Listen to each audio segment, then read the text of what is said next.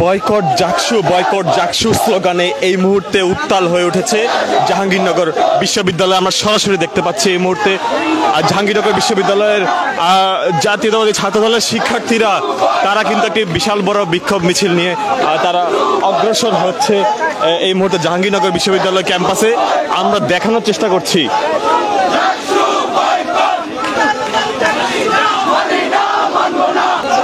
তারা যেটি বলছেন বর্তমান প্রশাসন পক্ষপাতিত্ব করছে এমন অভিযোগে তারা জাকসু বয়কট এমন স্লোগান দিচ্ছেন।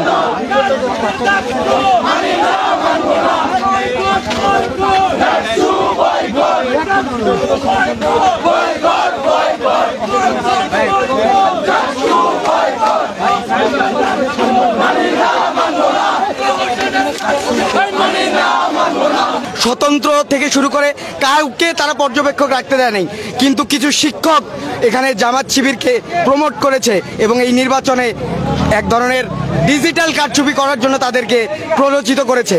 আমরা সত্যভাবে বলতে চাই, কোনো ধরনের ষড়যন্ত্র আপনাদেরকে এই দেশের ক্ষমতায় তো দূরের কথা, কোনো জায়গায় শান্তিতে থাকতে দেব না যতদিন বেঁচে থাকবে। আমরা কথা বলছিলাম এখানকার নেতৃবৃন্দদের সাথে, যারা আমরা দেখতে পাচ্ছি অনেকেই এখানে কথাবার্তা বলছেন।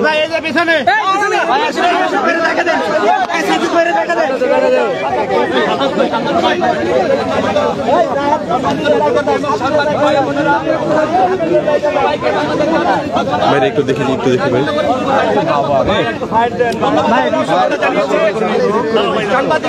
সাংবাদিক কিন্তু আপনারা জানেন 5ই আগস্ট গণঅভ্যুত্থান পরবর্তী সময়ে জাহাঙ্গীরনগর বিশ্ববিদ্যালয় ছাত্রদল প্রথম দিন থেকে, যেদিন জাহাঙ্গীরনগর বিশ্ববিদ্যালয় ক্যাম্পাসে আমরা প্রবেশ করেছি সেদিন থেকেই আমরা চেষ্টা করেছি শিক্ষার্থী বান্ধব রাজনীতি এবং গণঅভ্যুত্থানের স্পিরিটকে ধারণ করে একটি নতুন ক্যাম্পাস বিনির্মাণের স্বপ্ন দেখে আমরা রাজনীতি করেছি।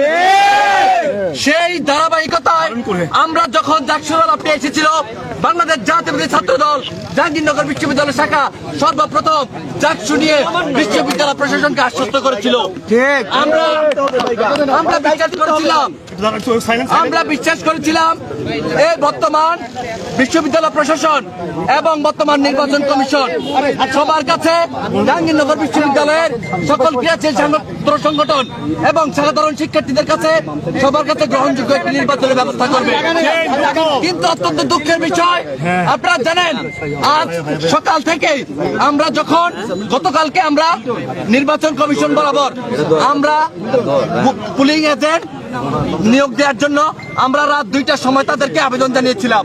অত্যন্ত দুঃখের বিষয়, আজকে সকাল 8টার সময় যখন আমাদের পুলিং এজেন্টরা বিভিন্ন হলে, ছেলে এবং মেয়েদের হলে যখন পুলিং এজেন্টের দায়িত্ব পালন করতে গিয়েছিল, তখন তাদেরকে বিভিন্ন ভাবে হয়রানি করে 2 ঘন্টা ভোট কেন্দ্রের বাইরে রাখা হয়েছে এবং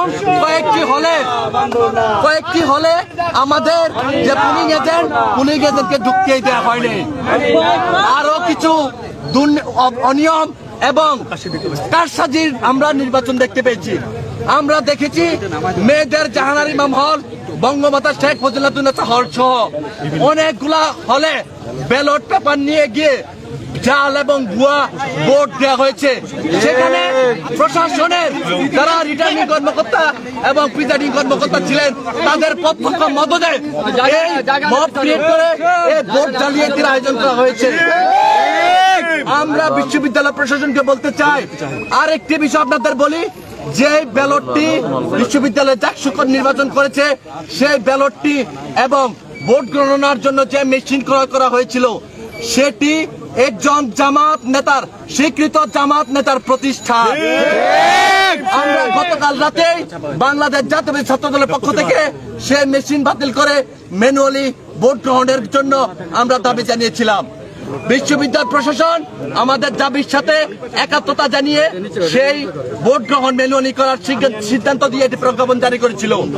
আমাদের প্রশ্ন, বিশ্ববিদ্যালয় নির্বাচন কমিশন তাদের স্বার্থে যে কোম্পানি তাদেরকে মেশিন দিল, সেই কোম্পানির প্রেস থেকে এই ব্যালটগুলো ছাপানো হয়েছে। আমরা মনে করি এই জামাতের এই প্রতিষ্ঠান, জামাতের এই স্বীকৃত প্রতিষ্ঠানটি ছাত্র শিবিরের কাছে এক্সট্রা 20% ব্যালট 3 থেকে 3.5 ব্যালট গোপনে তাদেরকে সরবরাহ করছে। এই সরবরাহকৃত ব্যালটের মাধ্যমে ভুয়া এবং জাল ভোট দিয়েছে ইসলামী ছাত্র শিবির জাহাঙ্গীরনগরের বিভিন্ন ছাত্রী সংস্থাকে নিয়ে।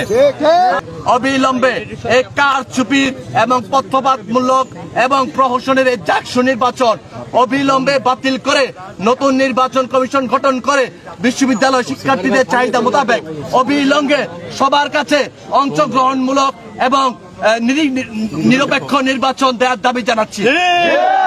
যে অভিযোগ আমরা দিয়েছি সেগুলা সত্যতা সাপেক্ষে দিয়েছি। আমরা নির্বাচন কমিশনের অফিসে এবং আমরা প্রশাসনকে জানাবো তারা যেন দ্রুত সময়ে এটা তদন্ত করে, এবং আমরা জানাবো যে এই যেই অনিয়মের চাকসুটা হয়েছে সেটা দ্রুত সময়ের মধ্যে তারা আবার নতুন করে নির্বাচন করে। ধন্যবাদ। লিখিত কোনো অভিযোগ দিয়েছেন? আমরা দ্রুত সময়ের মধ্যে প্রশাসন বরাবর একটা স্মারকলিপি দিব। স্মারকলিপিতে আজকের যেই যত অনিয়ম হয়েছে সেই অনিয়ম বরাবর আমরা দিয়ে সেইটা হচ্ছে জমা দেবো দ্রুত সময়ের মধ্যে। Thank you. সেটা হচ্ছে পরবর্তী সময় আমরা এই নির্বাচনটা যে মানে এই অনিয়মের নির্বাচনটা হয়েছে সেটা আসলে দ্রুত সময়ের মধ্যে যেন তদন্ত করে এবং এই বিষয়ে রিপোর্ট পেশ করে। এখন প্রশাসন পরবর্তী সময় কি করবে সেটা হচ্ছে তাদের সিদ্ধান্ত। ধন্যবাদ। আমরা দেখছিলাম ছাত্রদলের যারা নেতৃবৃন্দ রয়েছে তারা কিন্তু পুরোপুরিভাবে এই নির্বাচনটিকে তারা বয়কট করছে, বয়কট ঘোষণা তারা করেছে ইতিমধ্যে। তারা মহড়া দিচ্ছেন তাদের যারা প্যানেলের যারা অন্যান্য প্রার্থী এবং যাদের নেতাকর্মী যারা রয়েছেন তারা কিন্তু ইতিমধ্যেই তারা বলছেন যে এই নির্বাচন তারা মানবেন না, আর তারা নতুন প্রশাসনকে নতুন করে তারা নির্বাচন করার দাবি তারা জানিয়েছেন।